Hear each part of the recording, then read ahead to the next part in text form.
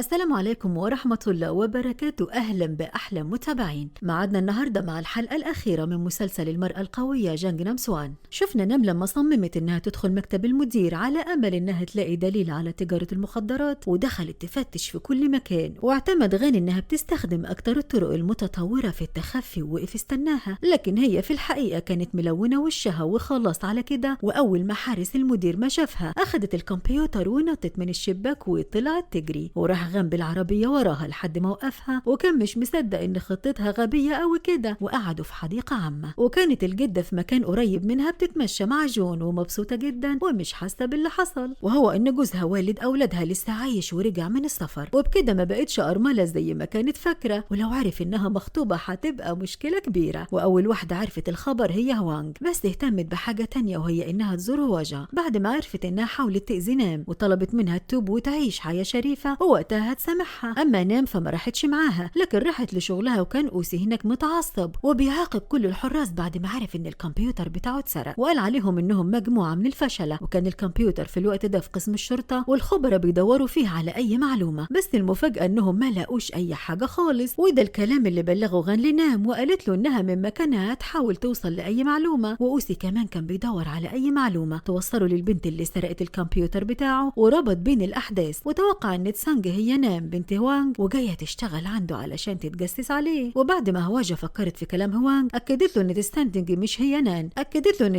مش هي نان، وهو صدقها ومشي، ورجع على المصنع نادى عليها وطلب منها تفضل معاها بدل الحارس بتاعه لانه مش مركز وتفكيره مشتت، واخدها وراح بيها لقاعه الاجتماعات. وفي الوقت ده وصلت هوانج لقاعه الاجتماعات دي ومعاها غان، وهو متنكر ومسمي نفسه جيمي. واول ما اوسي وصل ومعاه نام اتفاجئوا جدا، وعلشان اوسي ما ينتبهش ان في حاجه غلط قامت هوانج واتكلمت بشكل طبيعي جدا. وبعد شويه خرج غان بحجه دخول الحمام، وزرع كاميرات في كل مكان، وبعت رساله لهوانج طمنها ان كل حاجه تمام. فشمت هوانج نفسها وسالت اوسي عن حقيقه علاقته بالمافيا الروسيه، فتفاجئ اوسي بكلامها لانه ما كانش متخيل انها توصل للمعلومات دي وتكشف الستار عن خلفيه دوغو. ولما اتكلمت كتير في الموضوع ده اتدخلت نام بصفتها الحارسه وطلبت منها تلزم حدودها، فاعتذرت هوانج وسابتهم وقامت. وكان باين على اوسي انه متضايق جدا، وقال له نام لدرجه انه بيفكر يموتها، وسابها ومشي. وجت السكرتيره وطلبت منها تمشي معاها لانها عايزاها في حاجه مهمه. اما هوانج فاتصلت بيها والدتها وطلبت منها تقابلها علشان تصورها وهي بتاخد جايزه افضل جزاره، وفعلا راحت لها مع ان ما كانش عندها وقت ولا فاضيه لكل الكلام ده. وحاولت هوانج تمهد لها ان والدها رجع من تاني، فانهارت الجده وفضلت تصرخ لحد ما وقعت في الارض واغمى عليها. فنقلتها هوانج على البيت وجابت لها دكتور، واول ما فاقت اتصلت بجون وهي بتعيط وبتبص على خاتم الزواج اللي قدمه لها. ووصل جانج وكان عايز يعرف ايه اللي بيحصل مع بنته، فلقى نام وصلت وحكت لوالدتها ان السكرتيره اخدتها المكان وكانت محضره مجرمين علشان يهاجموها، بس طبعا هي اللي ضربتهم. وبعد ما جانج اطمن ان بنته بخير رجع الاستوديو فلقى اين مغمى عليه، وطبعا حاول يفوقه. وبنشوف الجده بعد ما استردت قوتها لبست واتشيكت على الاخر وراحت على المطار استقبلت زوجها وهو جاي من السفر. واول ما شافها جري عليها وهو سعيد جدا، بس هي كانت خلاص اتخنقت منه بعد ما هجرها من سنين كتيره وما كانتش تعرف عنه حاجه، لدرجه انها فكرته مات واعتبرت نفسها ارمله. واللي ضايقها اكتر انها بعد ما بدات تعيش مبسوطه وتلاقي شخص يحبها وعايز يتجوزها، رجع جوزها القديم وبوظ لها كل خططها. ولما سالته هو رجع ليه، قال لها انه عايز يعيش معاها لحد ما يموت، فابتسمت وقالت له انها هتموته دلوقتي، وضربته ضربه طيرته في الجو وخلته يفقد الوعي. وراحت شالته وركبته في ترول الشنط واخدته ومشيت. وتاني يوم في المصنع بقت اوسيل نام وسالها ان كانت تقدر تقتل حد ولا لا، وبعدها بلغها انه قتل هوانج وتخلص منها، وفي نفس الوقت باين ان موتها مجرد حادث طبيعي. فاتصدمت نام من كلامه، وحتى غاني اللي كان شايف كل حاجه بالكاميرا اللي في الساعه بتاعته،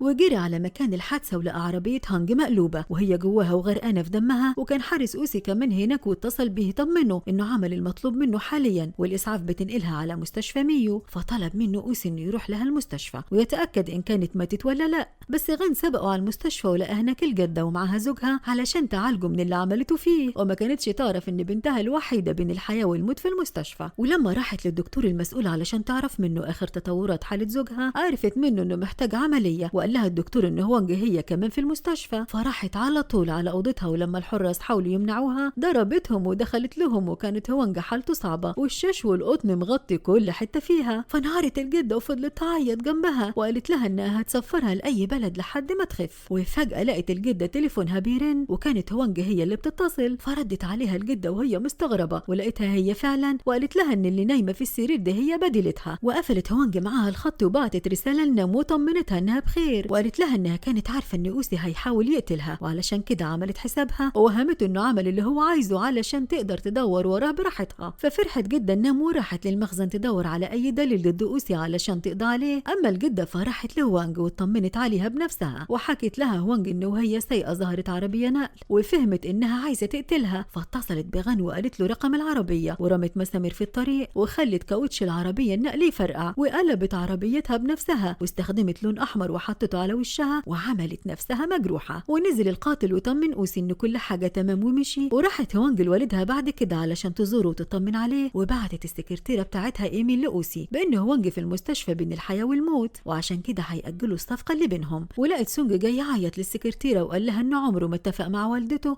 وكان دايما بيشتاق لوالده وبيتمنى رجوعه، ولما ده حصل مسكته والدته وضربته وغالبا هتموته وابنه يرجع تاني بالاحداث للمصنع. ونام اللي بعت لها اوسي وطلب منها يتعشوا مع بعض واخدها المطعم فخم جدا وطلب منها تحكي له قصتها، وما كانش في اي طريقة تهرب من الكلام. فقالت له انها ورثة قوتها من والدتها، وكان غان شايفهم وسامعهم وحس انه غيران، وخصوصا لما اوسي قال لها انه هيوصلها لبيته لكنه انتبه انها لازم تروح لبيت تاني بدل ما اوسي يكشفها. فبعت لها عنوان بيته وخلت اوسي يوصلها ليه، وما كانتش عارفة تشاور على اي بيت فيهم، فقالت له ان بيت صديقها ومش لازم يبقى عنده فضول كبير كده. فاتحرج اوسي وركب عربيته ومشي، وهو في الطريق افتكر لما كان طفل صغير وكان عايش مع عصابة علموه القتال وادوله مسدس وهو سنه ما كملش 10 سنين واجبروه انه يقتل واحد خانهم. وبنشوفها وانج وسونج وهم قاعدين مع والدهم وكان عندهم فضول يعرفوا كان فين كل ده، فقال لهم انه سافر لمنغوليا علشان يدور على نام، وكان عارف انها بتحب الاماكن العالية فقرر انه يسافر لكل البلاد اللي فيها جبال عالية، وكان متأكد انه هيلاقيها لحد ما قابل مرشد روحي. فسكتته وانج وقالت له انه كان لازم يقول لهم لانهم فكروا هجرهم ووالدتها اتعذبت كتير من غيابه، وطمنته بان نام رجعت خلاص وكان هيطير من الفرح. وسابته وانج بعد كده ورجعت على بيتها، وجات لها السكرتيرة بتاعتها وقالت لها ان هواجة جات لها على الفندق فسكنتها وادت لها وظيفة كمان. ففرحت هوانج واتمنت ان هواجة تتغير فعلا ودخلت نام قبل ما تروح لشغلها. فقالت لها هوانج انها لازم تعمل كل جهدها وتخلي غان يتقدم لها وتتجوزه بسرعة علشان تجيب منه بنت تورث قوتها ويستمر النسل القوي بينهم. وكان غان اصلا مش بيفكر في الجواز خالص وعلى طول مشغول في الاسم، ولقى جانج جاله وقال له ان إين اخد حبوب للتخسيس وبقاله اكتر من يوم نايم وبيصحى يشرب ميه كتير جدا وينام تاني. فشك غان ان إين اخد من المخدر القاتل وسأل جانج الوضع ده من امتى، فقال له جانج ان بقاله ايام على الحال ده، وفي مره شرب 2 لتر مره واحده وطلع علبه البرشام وكان فيها بواقي حبايه فاخدها منه غان علشان يحلل مكوناتها. بس الاول ركب عربيته ومشي ورا عربيه خارجه من مخزن مصنع دوغو ركبت فيها نام علشان تتاكد من مكوناتها ولقوها محمله جاكيتات. فعمل غان نفسه بنته وعربيته عطلانه ووقف قدام العربيه وطلب من السواق انه يساعده، وشغلوا على بال ما نام نزلت من العربيه ومعها جاكيت وسابته لهم وجريت على شغلها اللي خرجت منه من غير ما حد يلاحظ. واخد غان الجاكيت على الاسم وفتشه واكتشف انه محشي بريش لما بيتحط في الميه بيتحول لبودره مخدره. فاتصل برئيسه بس ما ردش عليه لانه كان مغمى عليه، بس غان ما كانش يعرف واتصل بهوانج وقال لها على إين بانه بياخد اقراص مخدره على انها اقراص تخسيس. وطبعا اتصدمت هوانج صدمه عمرها وقفل معاها غان ولسه هيتصل بنام لقى اوسي بيطلب منها توافق انهم يرتبطوا، وقال لها انه بقى بيفكر فيها طول الوقت وحاسس انه معجب بيها والارتباط ده هيوصلهم للجواز في الاخر. وكانت نام حست انها اتاثرت بكلامه ولسه هتتعاطف معاه، جالها اتصال بلغها ان إين اخد مخدر فحاولت انها تتماسك على قد ما تقدر واعتذرت لاوسي لانها لازم تاخد اذن وتمشي. اما غان فوصلت له رساله بان رئيس المكتب في بيته فاقد لوعيه، فجري عليه ودخل الشقه وحاول يفوقه لكنه اكتشف انه ميت، وطبعا انهار ولمح تليفونه جنبه مكتوب فيه رساله بتقول المذكرات البني في المكتبه. فوقف غان قدام المكتبه ولقى اجنده لونها بني فاخدها وفتحها وكان مكتوب فيها مذكرات الرئيس عن فتره مرضه. ووصل اتصال لغان من نام ولسه هتقول له على إين فسبقها وقال لها ان الرئيس مات وانه عارف كل حاجه عن إين ولازم دلوقتي يمنعوا عنه الميه لمده 24 ساعه وهو هيتحسن. وقالت نام لوالدها ووالدتها ان في ترياق للمخدر ده سمعت عنه من اوسي وما كانش والدها فاهم حاجه من اللي هي بتقوله، فقالت له انها هتفهمه بعدين. ووصلت الاسعاف ونقلت إين على المستشفى وفضلت نام جنب اخوها مع والدها ووالدتها. وكانت هوانج طول الوقت بتلوم جانج ومحملها مسؤوليه اللي حصل لانه اهمل في تربيه إين وخلاه يوصل للمرحله دي، وطلبت منه يديلها تليفون إين على امل انها توصل لاي معلومه. فادالها التليفون وقال لها انه دور قبلها في كل الرسائل والمكالمات وما لقاش اي اي حاجه، فطلبت منه يدور في حساب إين البنكي، وفعلا لقاه محول مبلغ لرقم حساب اكتر من مره. فاتصل بصديق له وطلب منه يساعده ويعرف اسم صاحب الحساب، لكن صديقه رفض لان ده تصرف ضد القانون. وطبعا جانج اتعصب جدا، فراحت له نام وقالت له انهم لازم يستعينوا بالشرطه، واخدته وراحت على الاسم، والشرطيه كانت عارفه نام فساعدتهم. وترجاها جانج انها تقول له اي معلومات علشان يلاقي الترياق بسرعه وينقذ ابنه. فقالت له الشرطيه انها مش هتقدر تخالف القانون وتقول لهم حاجه بنفسها، لكنها سابت الكمبيوتر اللي فيه كل المعلومات مفتوح قدامهم وثبتهم وقامت. وهم فهموا انها بتديلهم فرصه يعرفوا كل اللي عايزين يعرفوه، واستغلوا الفرصه ونقلوا بيانات الشخص. لكن جانج كان فاهم كويس ان اكيد المجرمين هيكونوا اذكى من انهم يستخدموا حساب شخص منهم، وان ده اكيد حساب مزور ملك اي واحد من المشردين. فاخدت نام البيانات واتصلت بون صديقها المشرد اللي تحول لنجم سينمائي، وطلبت منه يجيب لها المتشرد. وطمنت نام والدها ووعدته انها مش هتسيب اخوها يتاذي وهتعمل كل اللي تقدر عليه علشان تنقذه. وفي الوقت ده كان إنفاق ولقى والدته جنبه، فطلب منها تشربه ميه، ولما رفضت قام هجم عليها وكان عاوز يضربها، واضطرت انها تستخدم قوتها لحد ما هدته. وطلب منها تساعده وحكى لها ان البنت اللي بعت له الحبوب جات له لحد عنده. فاتصلت هوانج بالسكرتيره بتاعتها وطلبت منها تجيلها المستشفى. وفي الوقت ده كان اوسي في مكتبه وجاله اتصال بيبلغه ان الشحنه اللي سلمها ناقصه جاكيت، وكان اوسي مش فاهم ازاي ده حصل مع انه متمم على البضاعه بنفسه. وطلب من السكرتير بتاعه انه يجيب له سواق العربيه، واول ما السواق جاله قام اوسي مسك مضرب جولف وضربه بيه وقال له انه هيقتله لو ما قالش ايه اللي حصل معاه بالظبط وهو بينقل البضاعه. فحكى له السواق عن العربيه اللي وقفته في الطريق. فطلب اوسي تسجيل الكاميرات في كل الطرق من وقت خروج العربيه من المصنع. وكان نام مع والدها وحكت له على اللي بتعمله، وفضل يتعصب عليها لحد ما جالها اتصال من وون بلغها انه لقى المشرد اللي ادت له بياناته وانه بعت يجيبه لها. فرحت له نام والدها على طول وقابلوا المشرد وحاولوا يعرفوا مين اللي عمل حسابه البنكي. فقال لهم ان من سنه واحده جات له واحده وادت له فلوس كتير وعملت له الحساب، وقال لهم كل اوصافها وكمان رقمها، وحاولوا يتصلوا بيها بس ما كانتش بترد على حد لان اخبار المخدر انتشرت في كل مكان. وحتى غان راح بنفسه قبض على حارس اوسي بتهمه بيع المخدرات، وكشف نفسه لسكرتير اوسي. وراحت سكرتيرة اوسي بلغته باللي حصل، وكان وصل له كمان تسجيل الكاميرات وظهرت عربيه غان، بس لحسن الحظ ان نام ما ظهرتش وبكده ما اتكشفتش. وفي الوقت ده كانت هوانج عماله تتصل بالبنت اللي باعت لإين المخدر لحد ما ردت عليها ووافقت انها تبيع لها الترياق مقابل ملايين. فرحت لها هوانج بنفسها ودفعت لها، ورجعت بالترياق لإين شربته له وخف على طول. وصل جانج وشكرها على مجهودها وهي كمان شكرته. وبعد ما نامت طمنت على اخوها ورجعت لشغلها ودخلت لأوسي علشان تعتذر له على التأخير، وكان لسه واخد جرعة من المخدر وشكله غريب جدا.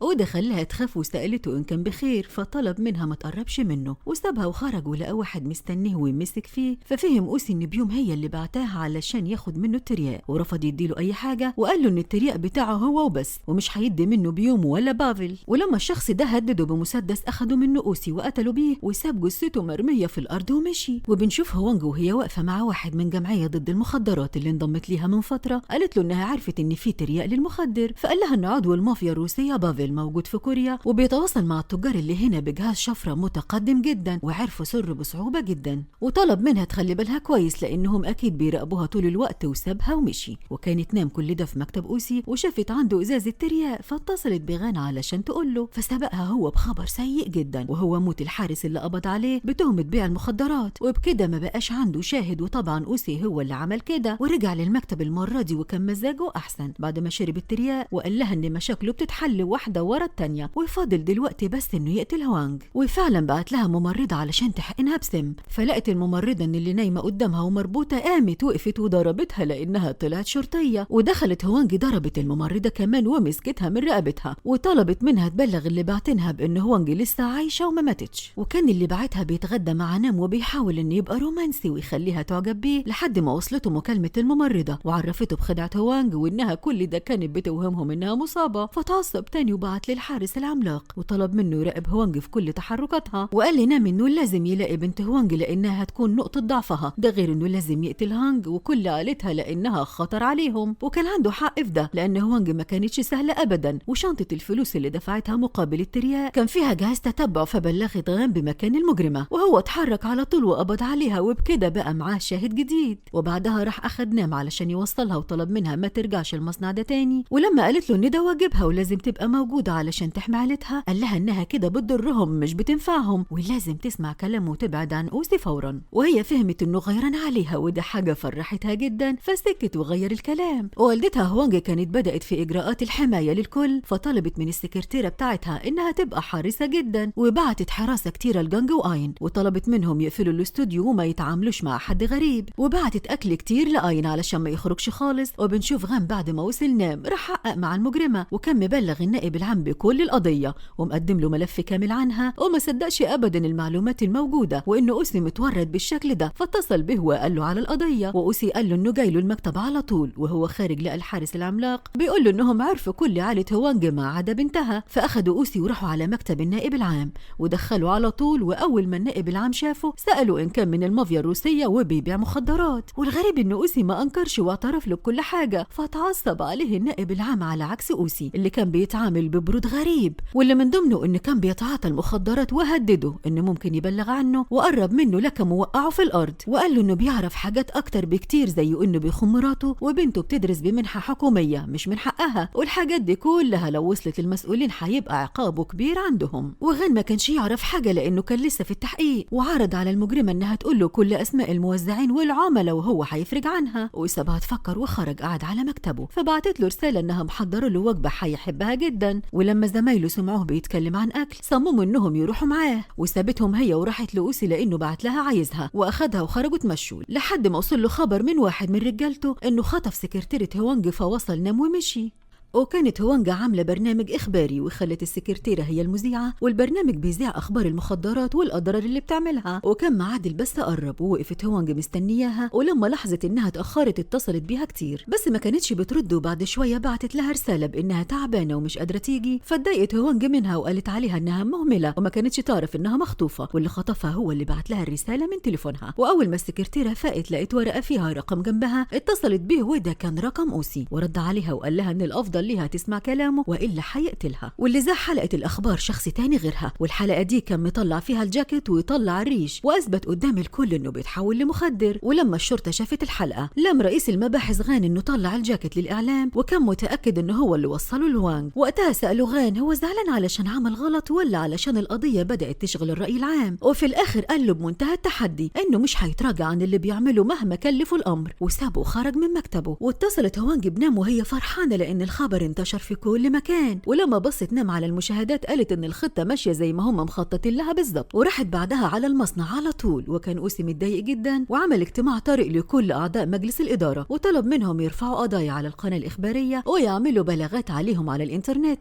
لكن الفيديو اللي اتعرض ده يعتبر اتهام صريح ليهم لان الجاكيت عليه لوجو المصنع بتاعهم، والاهم من كل ده انهم يدوروا على بنت هوانج لانها الوحيده اللي هيقدروا يستخدموها علشان يوقفوا هوانج عند حدها ويبعدوها عنهم. وكانت نام لسه في مكتبه وعملت نفسها بتتكلم مع والدتها في منغوليا، وفضلت تعيط انها وحشتها. وكانت نام اصلا من طبيعتها انها بتتحرك كتير، ففضلت تتحرك لحد درج المكتب وفتحته واخدت منه تليفون أوسي وخرجت لمكتبها وعملت من اللفات اللي فيه نسخة على فلاشة، وخرجت علشان ترجع التليفون لمكتب أوسي. وعرفت من السكرتارية انه وصل، فجرت بأقصى سرعة عندها ورجعت كل حاجة مكانها. واول ما وصل لقاها في المكتب قاعدة عادي، وقالت له انها قاعدة مستنياه. فطلع تليفون من المكتب عمل مكالمة وسألها ان كان يقدر يثق فيها بشكل كامل، وهي قالت له انها هتبقى قد ثقته. وسبقها هو على العربية وهي استغلت الفرصة واتصلت بغان وقالت له انها هتبعت له الفلاشة اللي حملتها. وبالصدفة كان الحارس الشخصي الأوسي معدي من نفس المكان اللي هي فيه وسمعها، وهي ما حسيتش بيه خالص وخرجت لأوسي واتعاملت بشكل طبيعي. وكان رايح يحدد هيبدأوا بمين من عيلة هوانج، واختار أوسي انهم يبدأوا بالجدة ويقضوا عليها. وبعدها اخدها وراحوا قابلوا واحدة من المافيا الروسية في مخزن تحت الأرض، فسابتهم نام يتكلموا وخرجت صورت المكان كله بالساعة اللي في ايديها، ووصلت للمعمل اللي بيتصنع فيه المخدر وكمان الترياق، فاستخبت من الكيمياء الموجود وصورت مكان كل حاجة. وفي الوقت ده كانت الجدة مع جون في المطعم، وطلب منها توعده انها مش هتتخلى عنه وهو هيحل كل حاجة لانه ما عندوش استعداد ابدا انه يبعد عنها. وفرحت الجدة بكلامه وبقت تشتغل معاه وتساعده، وقال لها انه لازم يروح بدري لانه محضر لها مفاجأة، وطلب منها تروح هي كمان بسرعة. وفي الوقت ده كان أوسي هو كمان اخد نام ووصلها، واتصل بالسكرتيرة قال لها انه صحيح ما خدرهاش بالمخدر السام، لكن عرف كل حاجة من أختها الصغيرة، ولو ما نفذتش المطلوب منها هيأذي أختها. وبعد ما قال تهديده قفل السكة وحاولت هي إنها تتصل بأختها بس ما كانتش بترد، ففضلت تعيط من القلق والخوف. وجه الدور على الجدة، فبعت لها أوسي رجالة كتير بأسلحة وخطفوها وأخدوها المخزن، وهي فضلت ماشية معاهم. ودخلت المخزن، وأول ما الباب اتقفل مسكتهم كلهم، ضربتهم وكسرت عظمهم وسابتهم غرقانين في دمهم ومشيت. والحاجة الضرورية اللي خلت جون يروح بدري ويسيبها هو إنه راح لجوزها المستشفى وقال له إنه خاطبها وكانوا ناويين يتجوزوا قبل ما يظهر هو، وبما إنه ظهر فلازم يطلقها لأنه مش ناوي يبعد عنها أبدا، ومسكوا ضربه. وراح اشترى بوكيه ورد كبير وراح لها به البيت، وقال لها إن والد سونج خلاص طلقها ولازم يتجوزوا بسرعة جدا. ودخلوا احتفلوا مع بعض في البيت.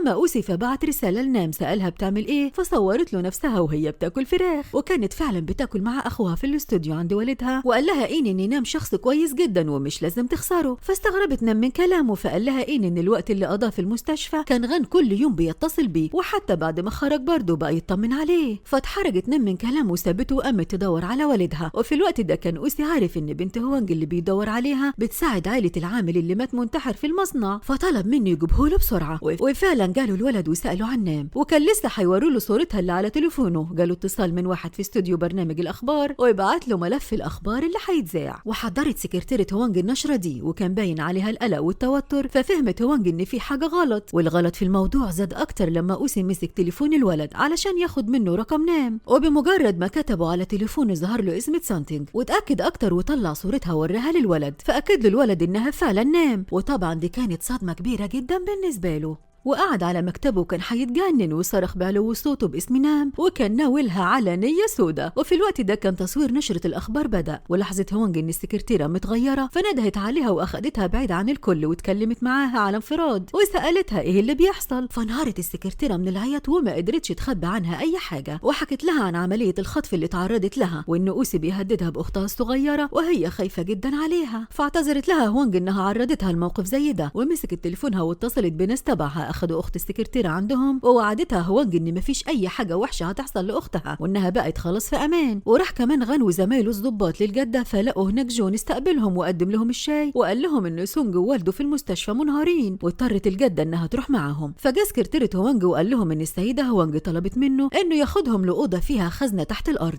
وأخدهم دخلهم للخزنة وسابهم براحتهم وخرج. واتصلت بيهم السيدة هوانج وقالت لغان إنها هتسافر بكرة لمدينة بوسان وهتجيب أرانب بحر كتير، وطلبت منه ما يقولش لأي حد أبدا على مكانه ولا على اللي ناويين يعملوه، ويخلوا الموضوع كده في السر حتى على نام. وقفلت معاه واتصلت اطمنت على أخت السكرتيرة تاني وعرفت إنها بخير، وبلغت السكرتيرة إنه كل حاجة تمام، وطلبت منها إنها تفضل معاها لأن أوسي أكيد مش هيسيبها في حالها. وكان أوسي لسه بيفكر إزاي هينتقم من نام، فطلب من واحد من رجالته إنه يعمل له مؤتمر صحفي في المخزن، وقال له إنه هيعرفهم الحقيقة. ولأن هوانج كانت مش مطمنة له فخلت كل عيلتها يقعدوا معاها في البيت ويبقوا تحت عينيها. وكان سونج والجدة عمالين يتجادلوا لأنه كان رافض اللي عملته في والده، وإنها تتخلى عن والده وتتجوز واحد تاني غيره، مع إن والده طلع ما هجرهمش ولا حاجة. فقالت له إن اللي عمله والده ده مالوش غفران ولا مسامحة عندها، وهي كبيرة كفاية إنها تاخد قرارات في حياتها ومفيش حد ليه الحق إنه يتدخل أبدا. فسكتتهم هوانج وقالت لهم إن في حاجات أهم بكتير لازم يفكروا فيها دلوقتي. وفعلا كان عندها حق، لأن هوانج جمع الصحفيين وطلع جاكيت قدامهم كلهم وقطعه وطلع الحشوة اللي فيه وحطها في المية وما تحولتش لأي حاجة، وقال إن كل اللي بيتقال عليه كذب وافتراء. وفي اللحظة دي كانت نام وباقي العيلة مسافرين لمدينة بوسان، واتصلت نام بغان وقالت له إنها في الطريق وإنه مش لازم يقلق عليها لأنها بتعمل صح، واللي بيعمل صح عمره ما بيتأذي. وفكرته إن عيلتها كلها تعرضت للخطر بسبب أوسي، وعشان كده لازم يكشفوه وما يسيبوهوش غير وهو مسجون. وبعد ما قفلت الخط اتصلت به المجرمة اللي أفرج عنها في مقابل إنها تبعت له قائمة الموزعين، وفعلا بعتت له القائمة كلها. وراح هو وباقي الضباط وطلبوا من سكرتير هوانج إنه يساعدهم وخلوه يدخل المحكمة ويتهم المدعي العام قدام الكل بالفساد والتستر على المجرمين، وفعلا عمل كده واتقبض عليه. وكان برنامج للأخبار مستضيفين نائب المدعي العام وقال إنه مستعد يراهن على مسيرته المهنية كاملة على عدم وجود المخدرات دي. وكان غان وأصحابه دخلوا الاستوديو متنكرين وزعوا فيديوهات لأهالي الضحايا اللي وصل لهم المخدر على إنه حبوب تخسيس، وكمل الفيديو كمان بعمل صناعة المخدر والترياق. وانتشر الفيديو ده بسرعة البرق وجاب مشاهدات عالية جدا، ولما هوانج ونام شافوا المشاهدات فرحوا جدا وأول ما وصلوا لمدينة بوسان لقت والدتها اللي ربتها جت مخصوص لأنها وحشتها، فعرفتها نام على العيلة كلها وقعدوا اتغدوا كلهم مع بعض، ووقفت رقصت معاها والكل كان مبسوط جدا لحد ما جالهم اتصال ان تم القبض على غن وزمايله الضباط واتحطوا في زنزانة كمان. وخرجت هوانج وراحت المينا، وهناك قابلت خبير التجارة اللي طول الوقت بيتقول عليه انه نصاب، بس هو فضل يقسم لها انه مظلوم. ولما جانج شافهم بيتكلموا اتضايق وحس بالغيرة، فراح ياكل واخدت نام والدتها اللي ربتها وراحوا يتمشوا على البحر. اما الجدة فراحت لزوجها ومعاها محامي علشان تمضيها على كل ورق الطلاق، ولما قال لها انه متمسك بيها كانت هتموته، وفضل المحامي يدافع عنه ويبعدها علشان ما تضربهوش. وقبل ما نعرف عملت ايه تاني بنشوف هوجة وهي ماشية في الشارع، وفجأة ظهر لها شخص مسلح في ايده سكينة وطعنها في بطنها ومشي، وهي وقعت في الارض واصابتها كانت قوية جدا. وكل اللي عملته انها طلعت تليفونها واتصلت بهوانج، بس ما قدرتش تتكلم ولا كلمة. ونزل اوسي من عربيته واخد منها التليفون وقفل وسابها تموت. وبنرجع نكمل اللي حصل مع الجدة. وبعد ما مشيت من عند زوجها القديم راحت لجون، فلقت ورقة في المكان مكتوب فيها انها لو عايزة تنقذه فهتلاقيه في المخزن، وكمان مكتوب عنوان المخزن، فراحت على هناك على طول وعينيها كلها شر. واول ما جون شافها طلب منها تمشي لان العصابة اللي خطفاها دي شريرة جدا، فقالت له ما يخافش عليها، وهجمت عليهم وضربتهم كلهم. واخدت جون وخرجت به وقالت له ما يخافش تاني ابدا طول ما هي جنبه ومعاه. وكان غن وزمايله محبوسين لحد ما رئيس المباحث راح خرجهم وقال لهم ان طلعت مذكرة بالقبض على اوسي، ففرحوا جدا وقالوا ان اخيرا دايرة الاشرار هتتمحي من على وش الارض. وبعت رسالة لنام اطمن عليها، وخبى عليها انه في بيتها. واول ما حسوا بوجود الجدة وجون استخبوا بسرعة جدا. وجت مكالمة لغن بلغوه ان النائب العام اتقتل. ووصلت رسالة لنام من هوجة بتقول لها فيها ان اوسي قتلها علشان قالت انها ما تعرفهاش، وبكده فهمت نام انه عارف هي مين.